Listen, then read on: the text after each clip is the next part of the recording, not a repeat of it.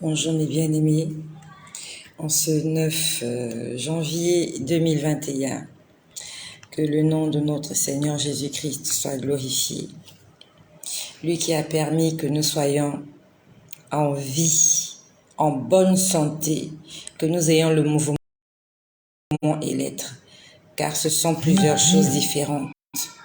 Il y a une différence entre être en vie et être en bonne santé. Il y a des gens qui sont en vie et qui ne sont pas en bonne santé.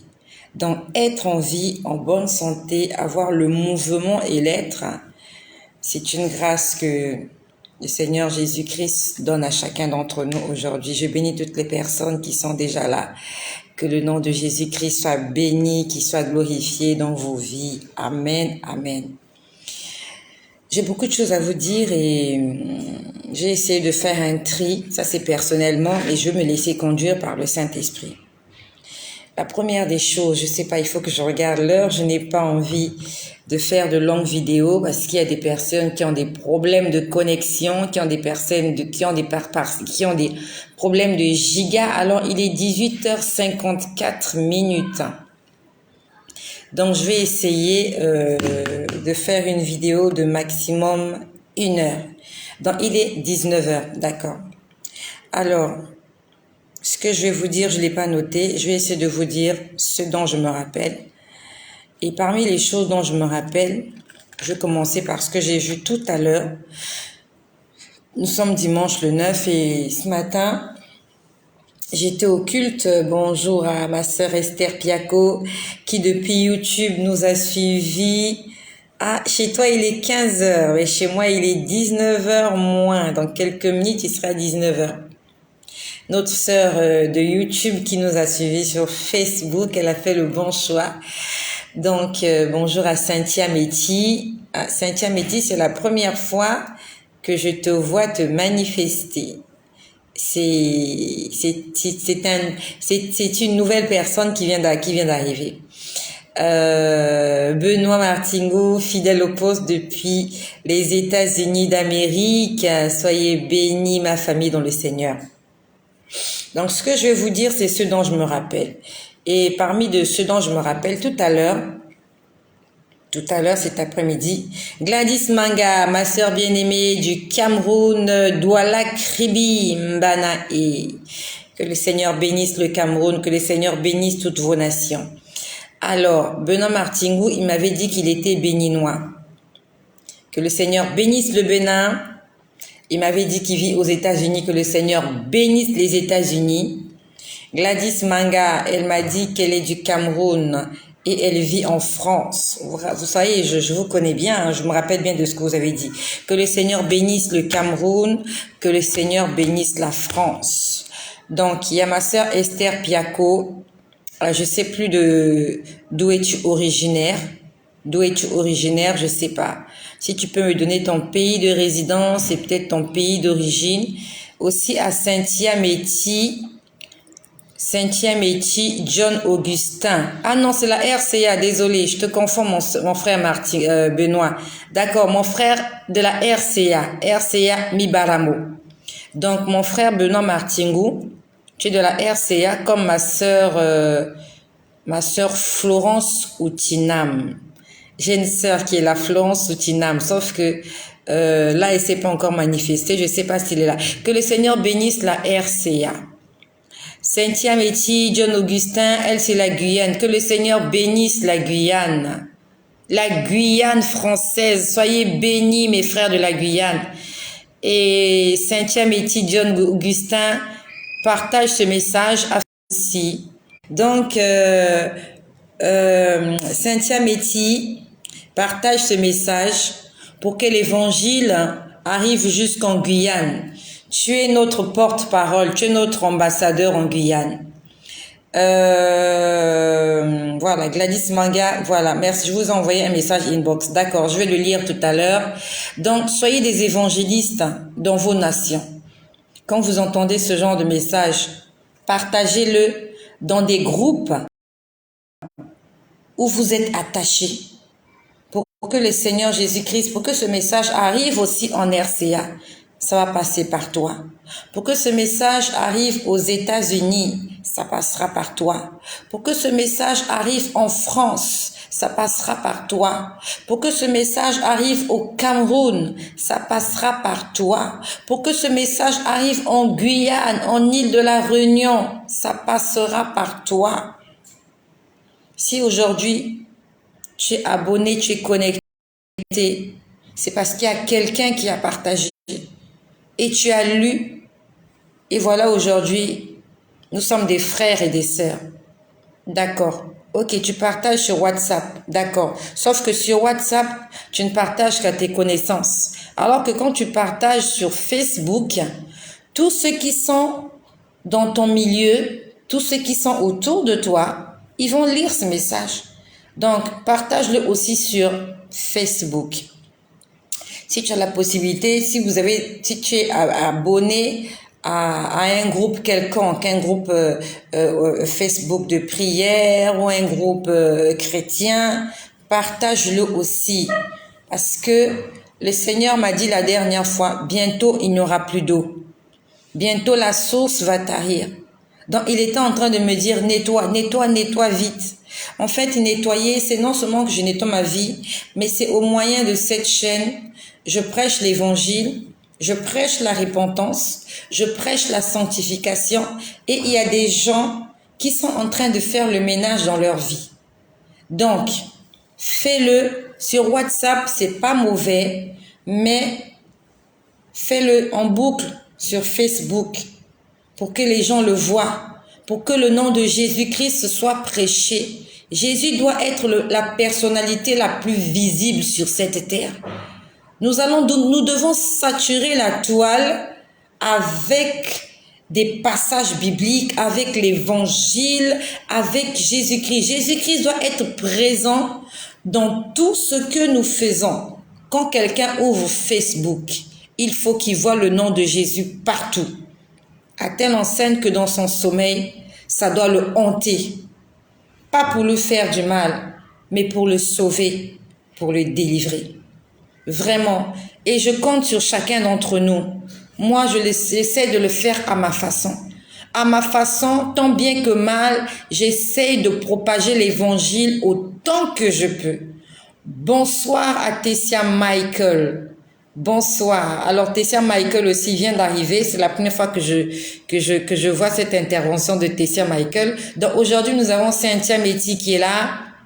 Je bénis la Guadeloupe. Je bénis Tessia Michael. D'où es-tu originaire, s'il te plaît? Je suppose que c'est une bien-aimée parce que Tessia, c'est féminin. D'où es-tu originaire? Nous allons bénir ton pays. De quel pays es-tu? Tu es de quel pays? Est-ce que tu es en Afrique? Est-ce que tu es en Europe? Est-ce que tu es sur une île? Est-ce que tu vis aux États-Unis? Est-ce que tu es en Asie? Alors, Tessia Michael, je sais pas si elle me reçoit en différé. Bon, c'est pas grave. C'est pas grave. Ah, ma sœur Rayon du Soleil. Ah, Tessia Michael du Congo-Brazzaville. Que le Seigneur bénisse le Congo-Brazzaville. Que le Seigneur bénisse tous les Congolais. Que les Congolais soient bénis. Mbote à tous les Congolais. Ma sœur Rayon du Soleil, elle est de l'île de la Réunion. Je crois que je me fais une bêtise, hein. C'est la Guyane ou la Réunion? Je sais pas, entre les deux. Que le Seigneur bénisse tous vos pays. Et pendant que je parle de ces pays, d'accord, la Guadeloupe. Ah, oh, c'est pareil, Guyane, Guadeloupe, voilà. Nous, en fait, tout ce monde-là, on vous mélange. Nous, en fait, on vous a connus par le groupe Kassav. D'accord. Esther Piako, centrafricaine qui vit en France. Donc, Benoît Martingou, Centrafrique. Esther Piako, Centrafrique, dans Benoît Martingou, Centrafrique, vivant aux USA. Esther Piako, centrafricaine, vivant en France. Ma sœur Florence Outinam aussi, c'est une centrafricaine qui vit en France. Ma sœur Rayon du Soleil, elle est de la Guadeloupe, elle vit en France. Soyez tous bénis. Et pendant que je parle de tous vos pays, moi aussi, pays de la... Ah, mais j'ai beaucoup de Centrafricains, Baro Raphaël. Moi aussi, mon pays, la Centrafrique. Que le Seigneur bénisse la Centrafrique. Mi baramo à tous les Centrafricains. Mibaramo. C'est Florence Soutinam qui m'a appris à dire ça. Mibaramo à vous tous. Voilà, donc pendant que je parle de vos pays, quelque chose me revient à l'esprit.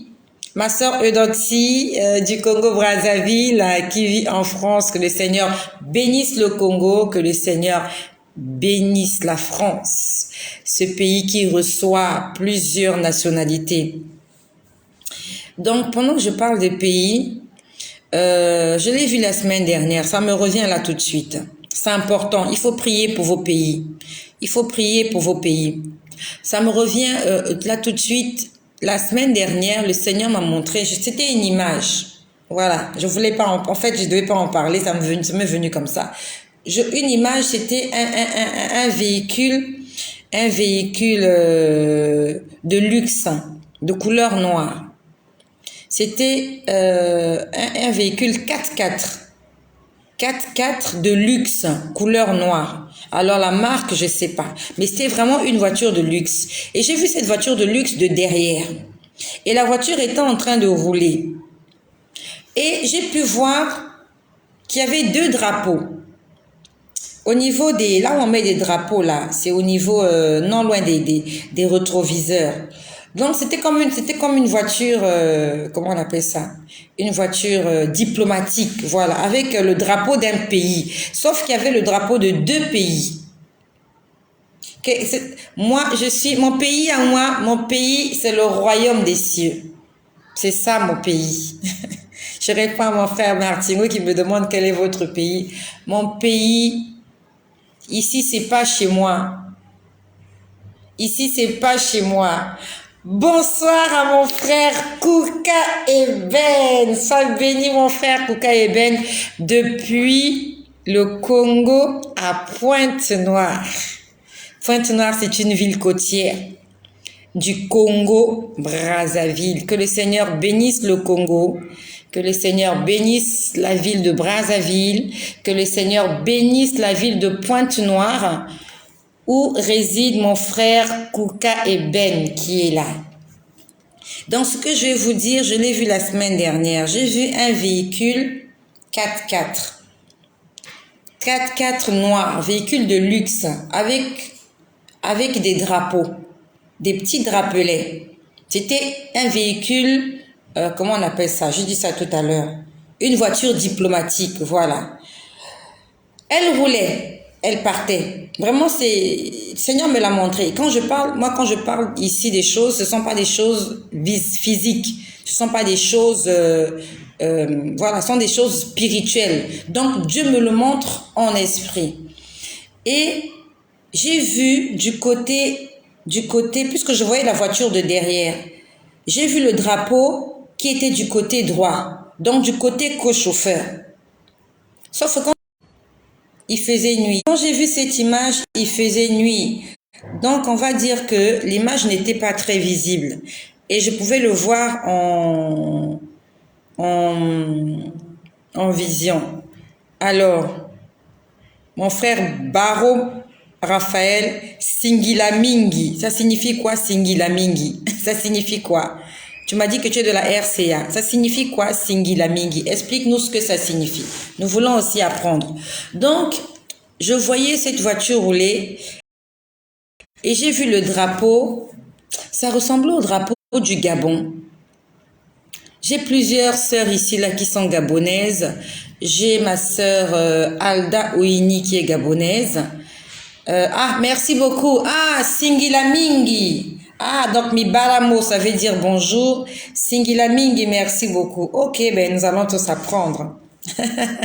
Nous allons tous apprendre. Alors, donc je voyais cette image, c'était le drapeau du Gabon.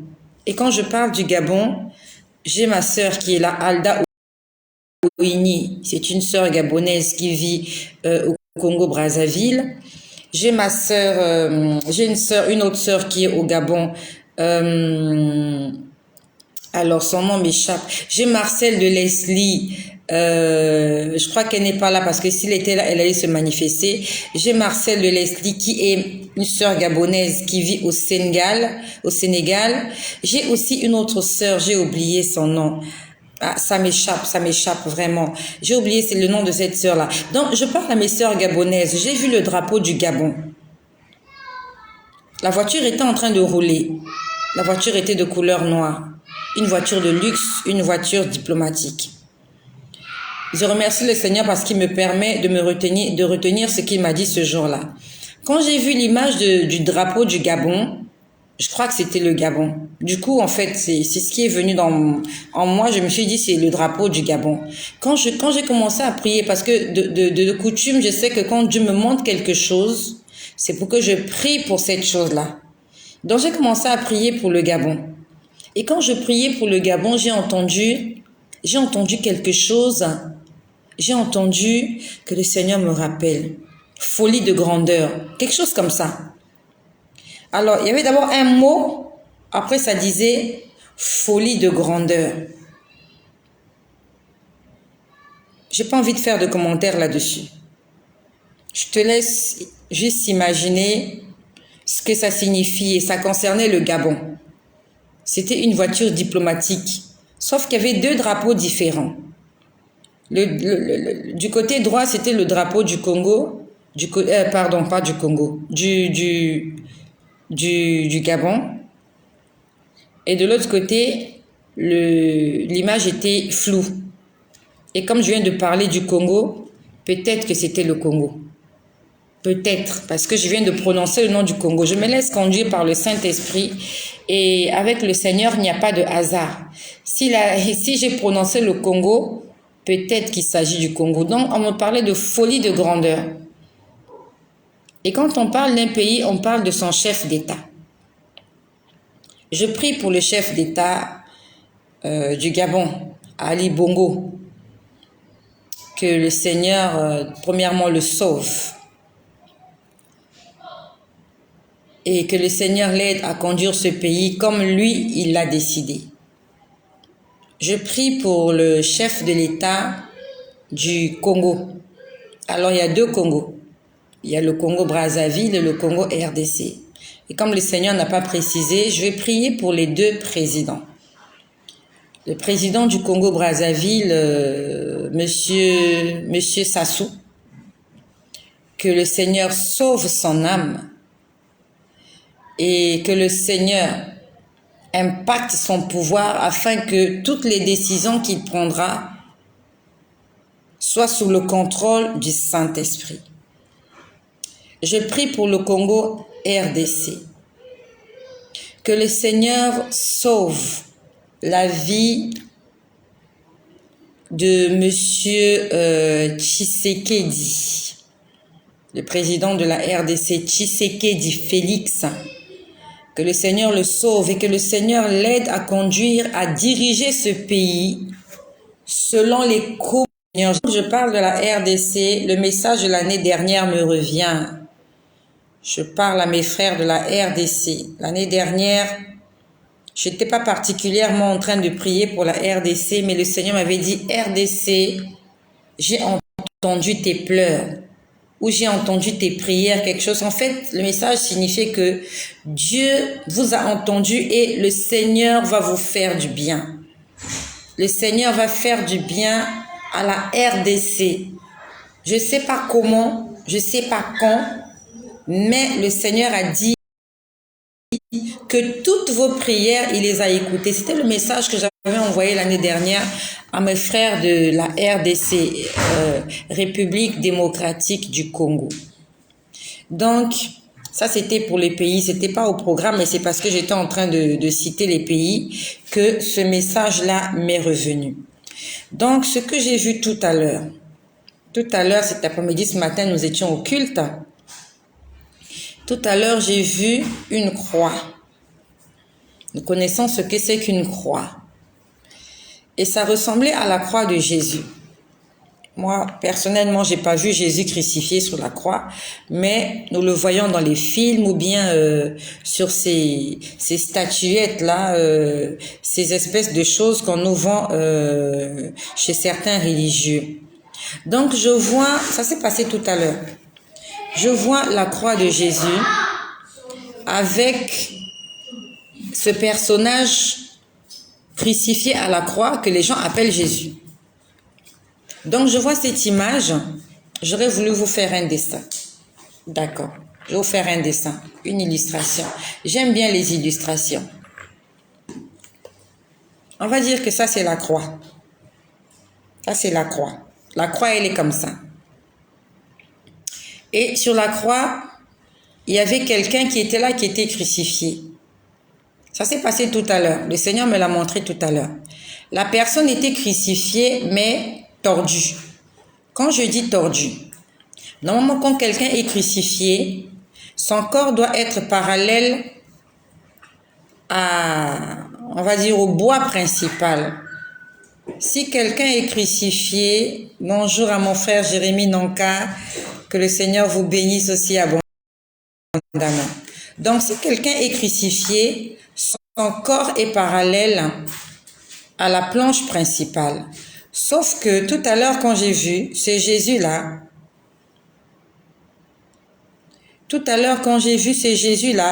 au lieu d'être crucifié comme ça, il était crucifié comme ça.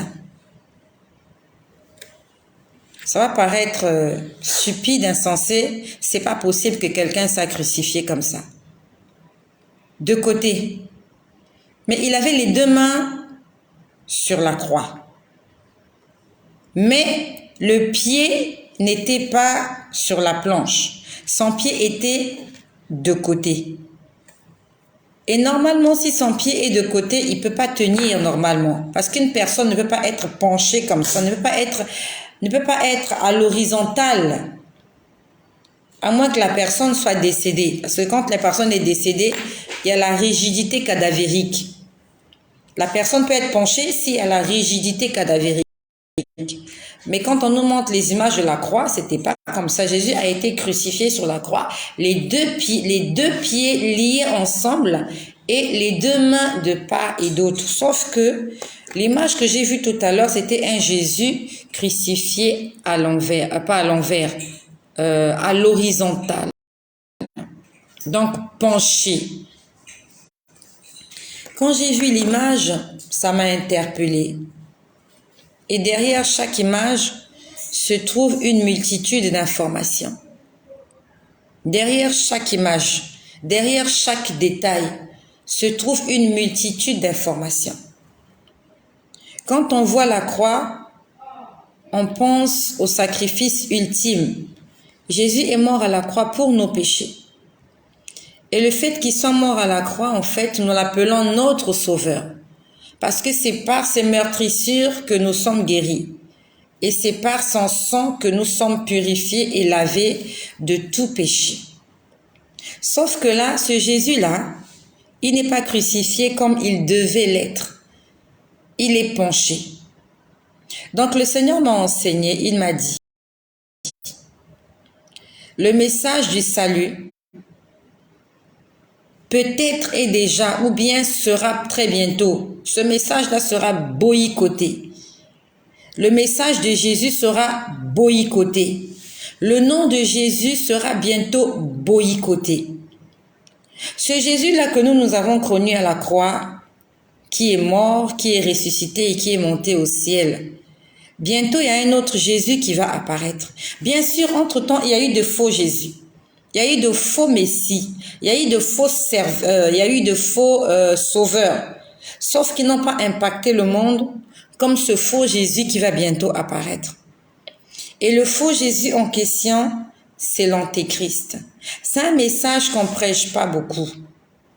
Moi, personnellement, depuis que j'ai été à l'église, depuis mon bas âge, je sais pas si 5 fois de suite, j'ai entendu un message sur l'antéchrist à l'église. J'ai entendu parler de l'antéchrist vraiment sur les réseaux sociaux. Le Seigneur est en train de nous interpeller, peuple de Dieu. Et pendant que je parle qu'il nous interpelle, je fais une parenthèse. Dans la nuit du 31 décembre au 1er janvier, nous étions à l'église avec les enfants, jusqu'au petit matin. Et le matin, j'avais un bien-aimé qui était venu à l'église, qui a des problèmes de mobilité. Il peut pas Voilà, il a besoin d'aide pour se déplacer. On va dire qu'il se déplace, mais avec beaucoup de difficultés. Donc, j'ai accompagné ce bien-aimé-là jusque chez lui à la maison. Je suis allée le déposer devant le portail de sa maison. Parce que nous avons quitté l'église au petit matin, il était 5 heures. Et personnellement, j'ai pas voulu le laisser prendre un transport tout seul. Parce qu'on sait jamais. Et comme ça roulait, je l'ai accompagné jusque devant sa maison. Il était 5 heures du matin. Et pendant que je l'accompagnais, j'ai senti en moi une joie. Je sais pas pourquoi. Et je lui ai même dit, je ressens en moi une joie. Je sais pas pourquoi j'ai la joie. Je n'avais vraiment rien de particulier, quelqu'un qui m'avait promis quelque chose ou pas, je sais pas. Mais j'ai ressenti une joie inexpliquée. Une joie. C'est comme si quelque chose de bien allait m'arriver. Vous savez, lorsque vous vous apprêtez à aller à un voyage, à des vacances, surtout si c'est pas à vos frais, vous savez que vous n'allez pas dépenser. À la limite, vous êtes enthousiaste, hein, vous êtes excité, vous voulez aller en vacances, vous voulez aller, voilà, surtout si c'est quelqu'un d'autre qui vous a payé le billet, quelqu'un d'autre qui supporte votre séjour, ou bien si vous allez vous marier. Vous voyez, il y a quelque chose qui est là, je ne sais pas comment je peux l'expliquer, mais il y avait une joie en moi. Et ça s'est passé au petit matin, le 1er janvier 2022. J'ai même dit à mon frère que j'accompagnais, je lui ai dit, je sais pas, pourquoi est-ce que je ressens la joie comme ça? Je sais pas. Je sais pas pourquoi ce témoignage-là me revient aujourd'hui. Cette joie-là, c'était inexpliqué. C'était vraiment inexpliqué. C'était juste une parenthèse. Je sais pas pourquoi le Seigneur m'a rappelé cette joie que j'ai ressentie. Je reviens sur le message de la croix tordue. De Jésus penché sur la croix. Bientôt, il va apparaître un Jésus. Et je crois qu'on en a assez parlé ici. Ça sera un homme très influent. Ça sera un homme de race blanche. Quand je dis de race blanche, il n'aura pas la peau noire. Il ne sera pas originaire d'Afrique. Il aura la peau blanche. Il va s'auto-proclamer sauveur de l'humanité. Parce que quand le Seigneur me l'a montré l'année dernière, il m'a dit, on l'appellera le Christ roi. Christ signifie Messie. Christ signifie loin. Donc quand cet homme va apparaître, à la limite, il va chercher à étouffer le nom de Jésus. Et les gens vont l'appeler notre sauveur. C'est ce que le Saint-Esprit m'avait révélé l'année dernière. Et en fait, le Seigneur m'a dit, c'est ce que je viens de te montrer là. En fait, il est déjà là. Il est déjà là. Donc, c'est ce Jésus-là, au lieu d'être crucifié comme Jésus, notre vrai Jésus, il était crucifié, il était en forme de Y, debout. Sauf que celui-là, il sera penché. Ça veut dire que son message, son évangile, tout ce qu'il va apporter, en fait, c'est tordu, c'est penché, c'est pas la vérité, c'est pas la réalité. Pourquoi ils vont l'appeler Messie Sauveur? Pourquoi ils vont l'appeler Dieu? Parce qu'il va mourir et qu'il va revenir à la vie. Pourquoi le Seigneur nous fait ce genre d'enseignement? C'est parce qu'il y en a plusieurs. Il y a plusieurs enfants de Dieu qui vont rater l'enlèvement. Et le fait de rater l'enlèvement, ce n'est pas une insulte. Il y a des grands hommes de Dieu, des pasteurs aussi, qui vont rater l'enlèvement. Tu sais ce que c'est que l'enlèvement? J'espère que tu sais. Et si tu ne le sais pas, je vais te dire ce que c'est que l'enlèvement. L'enlèvement, c'est quand Jésus-Christ reviendra et qui viendra récupérer une catégorie de personnes qui croient en lui et qui marchent dans l'obéissance. Donc, non seulement qui croient, mais qui marchent dans l'obéissance. Quand je dis marcher dans l'obéissance, qui ont une vie de sanctification, qui s'éloignent du péché. C'est ce genre de personnes-là que Jésus viendra prendre. Et il y aura une autre catégorie qui croit, mais qui ne marche pas dans la sanctification. Ceux-là, ils vont rester, à moins que ce jour-là, leur relation avec Dieu soit parfaite.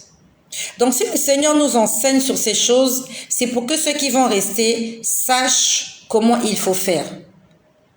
C'est vrai, ça sera fatal. Ça sera la tribulation, ça sera des moments difficiles.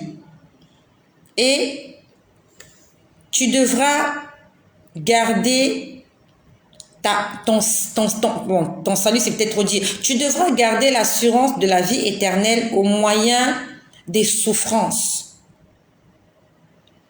Au moyen des souffrances. Raison pour laquelle nous devons tout faire pour ne pas rater la première occasion. N'attends pas la séance de rattrapage parce que tu ne sais pas ce qui va arriver à la séance de rattrapage. C'est mieux que tu ne rates pas l'enlèvement. C'est mieux. Donc, le Seigneur déjà nous a enseigné que bientôt, il n'y aura plus de grâce. Bientôt, le Saint-Esprit ne sera plus actif. Et le Saint-Esprit ne sera plus actif quand Jésus viendra prendre l'Église. Ça veut dire que toi qui vas rester, tu n'auras plus de songes prémonitoires. Je ne sais pas quel genre de songe les gens vont faire en ce... Parce qu'actuellement, la Bible nous dit dans les derniers temps, j'enverrai de mon esprit sur toute chair. Vos fils et vos filles prophétiseront, vos jeunes gens auront des visions, vos vieillards des songes. Ça se passe dans les derniers temps. Et après, quand le Saint-Esprit s'en va, là il dit, j'enverrai de mon esprit. Donc là, c'est l'Esprit de Dieu qui travaille. Nous avons des visions, nous avons des prophéties, nous avons des songes, nous avons des révélations, nous avons plein de choses, nous avons des miracles. Mais quand l'Esprit sera retiré, parce qu'il dit, j'enverrai de mon esprit. Et il s'agit du Saint-Esprit. Et quand le Saint-Esprit sera parti, il n'y aura plus de songes, il n'y aura plus de visions, il n'y aura plus de vraies prophéties, il n'y aura plus de vrais miracles. On va passer de l'autre côté. Le Seigneur ne sera plus au contrôle dans le monde. Le monde sera entièrement commandé par le mal. Actuellement, c'est vrai que la Bible nous dit que le monde entier est sous le contrôle de l'ennemi. Mais son contrôle est, comment je peux dire, est étouffé par les prières des chrétiens, par l'évangélisation, par beaucoup de choses. Satan ne peut pas se manifester comme il aimerait le faire. Mais quand le Saint-Esprit sera parti, Satan sera le maître total de l'humanité. Il va faire ce qu'il veut. Et à ce moment-là, je ne suis pas très sûre qu'il y ait beaucoup de chrétiens qui seraient en train de chercher le miracle. Les chrétiens ne vont plus prier pour le miracle. Ils vont maintenant prier pour le salut de leurs âmes. Donc, mon bien-aimé, il faut que le salut de ton âme soit ta priorité maintenant. N'attends pas le retour de Jésus pour te rendre compte que tu as besoin d'être sauvé. Aujourd'hui, Jésus est disponible. Sa grâce est là. Et on l'ait compris, qu'on puisse prendre ce don gratuit de Dieu qui est la vie éternelle.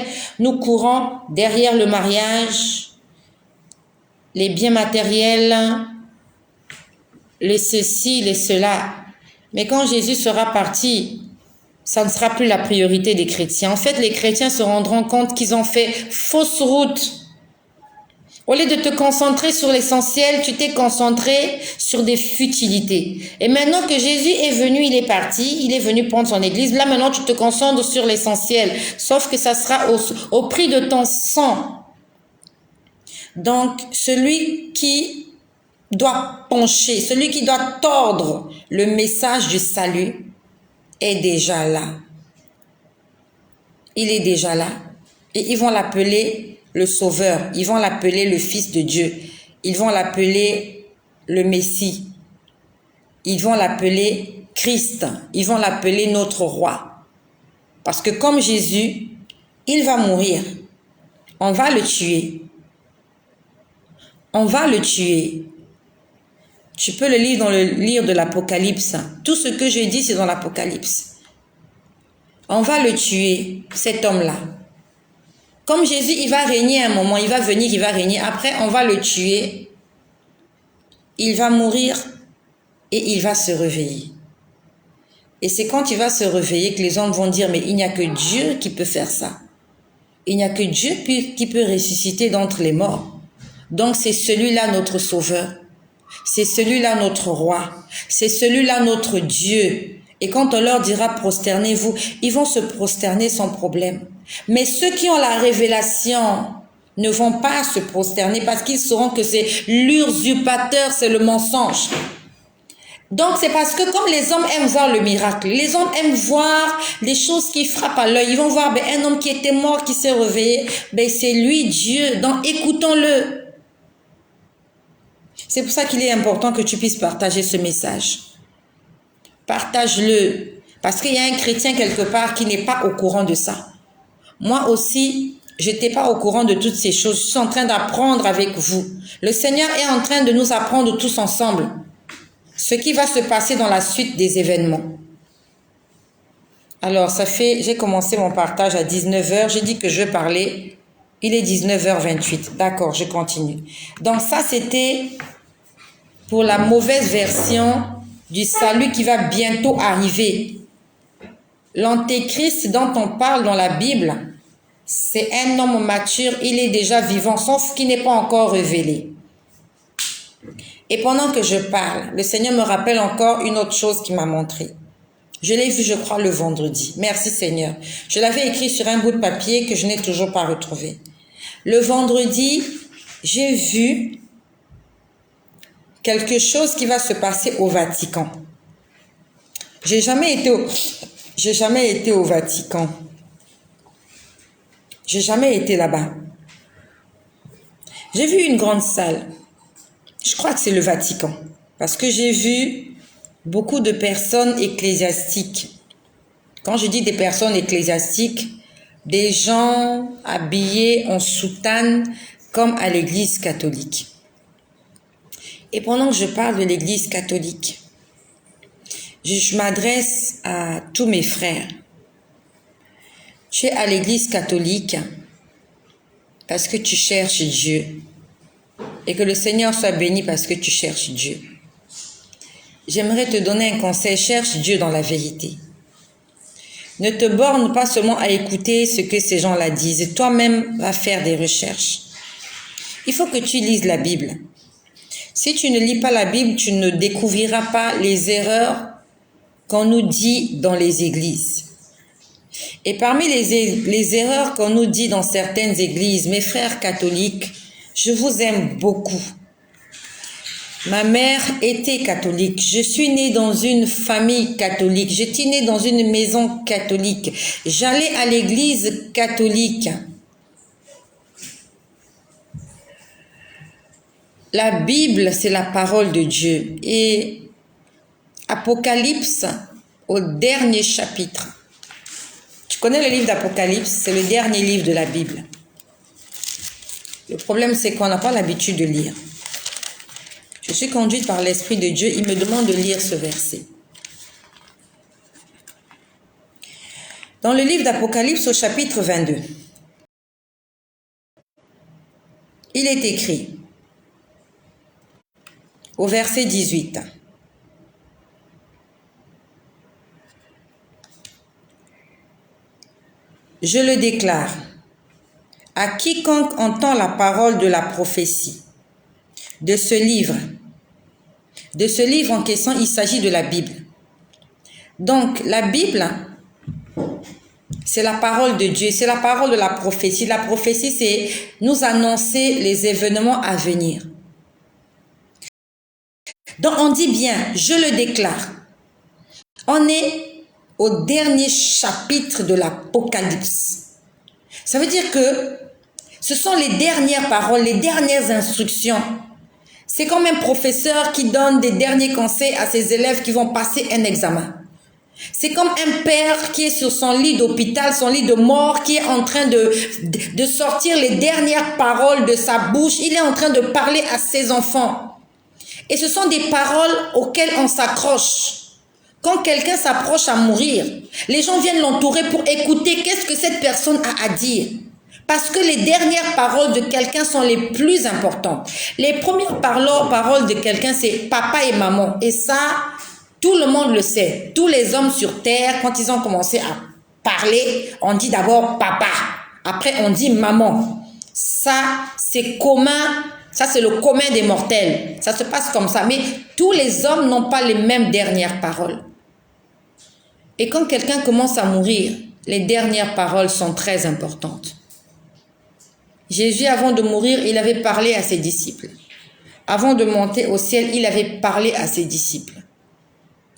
Et là, Dieu, avant de boucler la boucle, avant de terminer l'Apocalypse, il donne une dernière parole, une dernière instruction.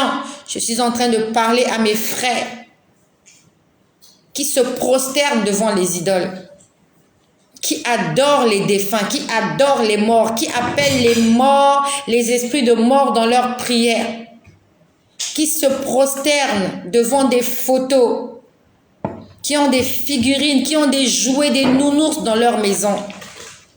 Non seulement pour la décoration, mais comme pour la protection. Il les appelle notre Dieu.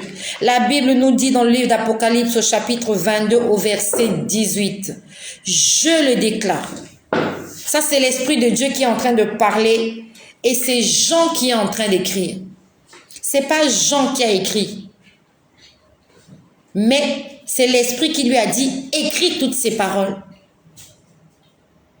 C'est l'Esprit qui a recommandé à Jean d'écrire. Raison pour laquelle toi et moi, on peut lire ces choses, c'est parce que Dieu lui a dit écris. Parce qu'il savait que toi et moi, 2000 ans plus tard, nous allions tomber sur ce verset.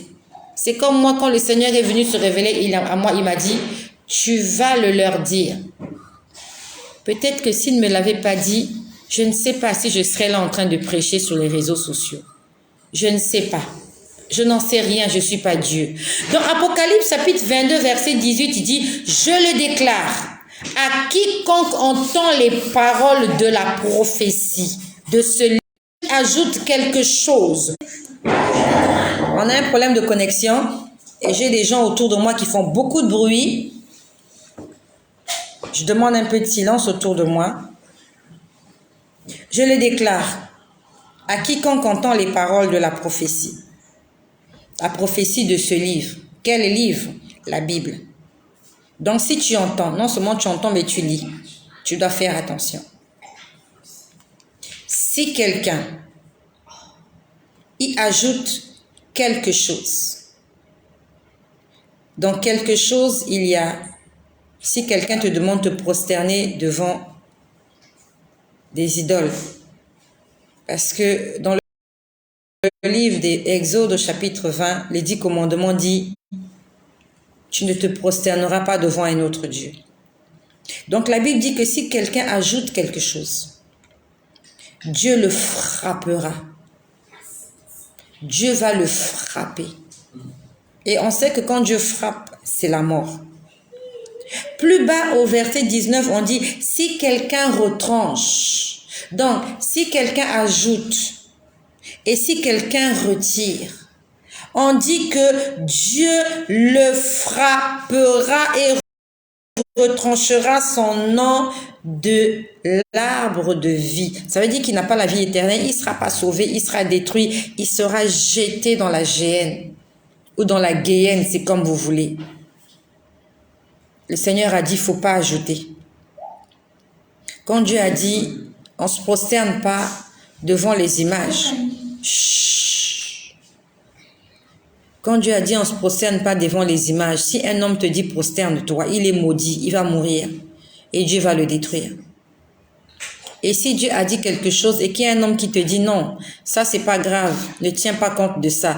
Non seulement cet homme est maudit, même toi aussi, qui écoute ce que cette personne dit. Donc mes frères, je vous en prie, je sais que vous aimez aller dans cette église, vous aimez faire ces choses-là, mais ce n'est pas de votre faute. Je vous demande juste de lire la parole de Dieu.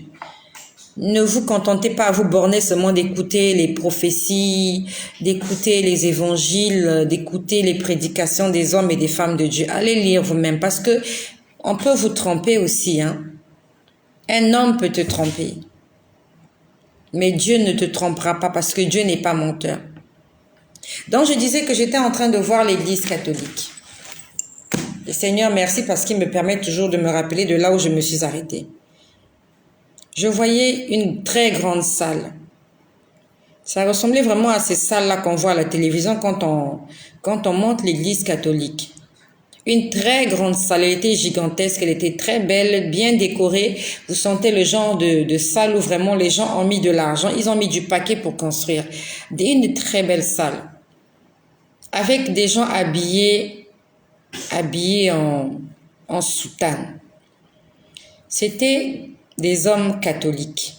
Bon, catholiques, c'est peut-être trop dire des hommes ecclésiastiques. Donc, tous les gens qui portent des soutanes. Vraiment, j'avais l'impression que c'était le Vatican parce que vraiment, ça ressemblait à cette salle des Vaticans qu'on nous montre à la télé. Mais tous dans la salle, c'était vraiment une immense salle. Elle était gigantesque. Ils étaient tous habillés en soutane.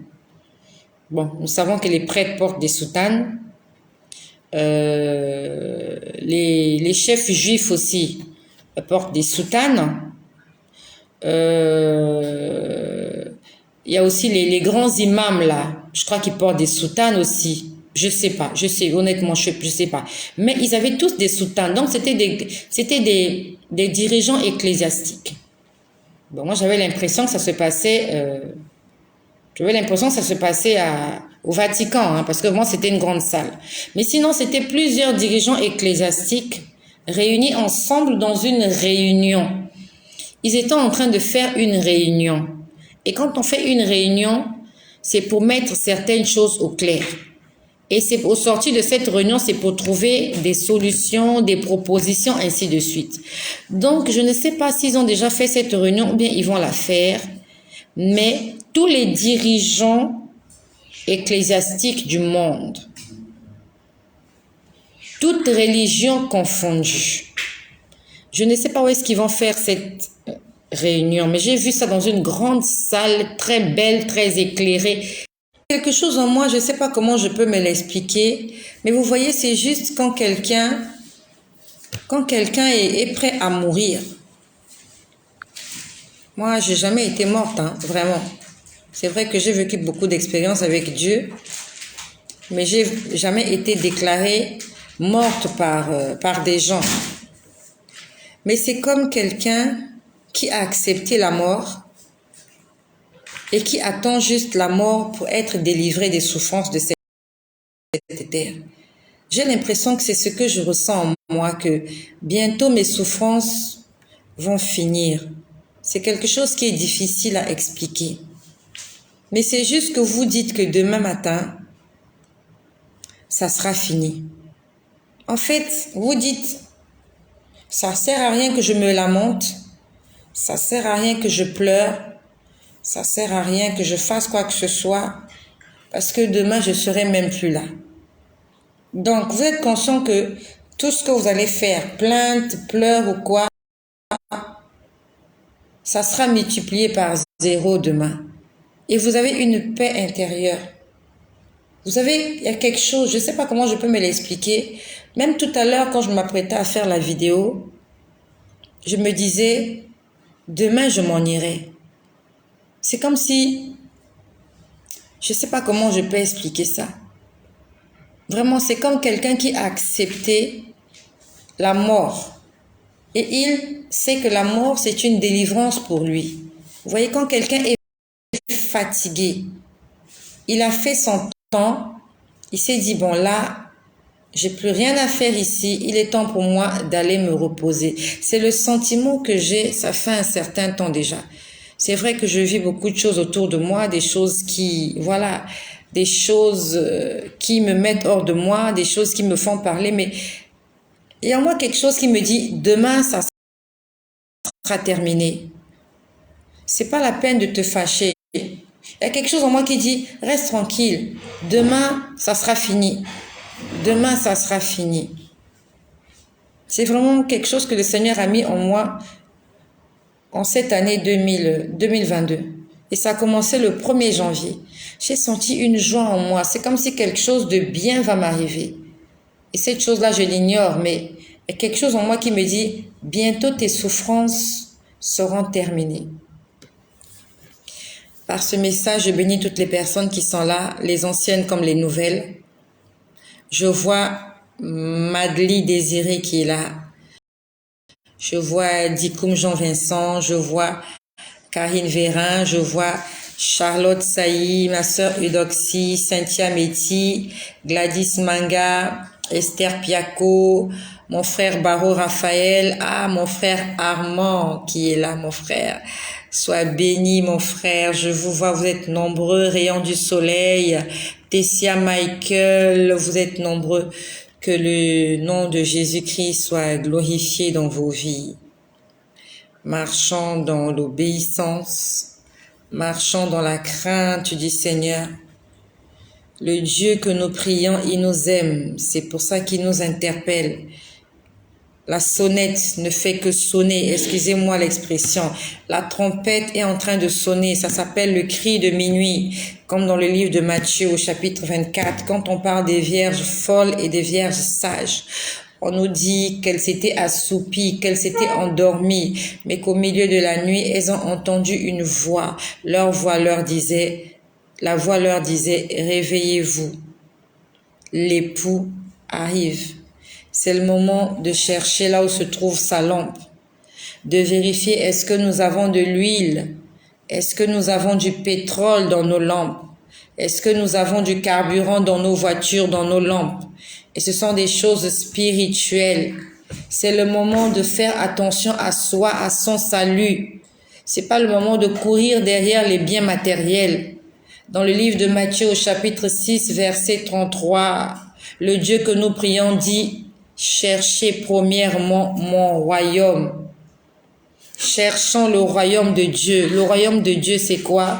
C'est reconnaître et accepter Jésus-Christ comme Seigneur et Sauveur, de lui obéir. Et il dit, toutes choses vous seront données par-dessus. Donc, il y a d'abord le royaume des cieux et ce dont nous avons besoin viendra en haut.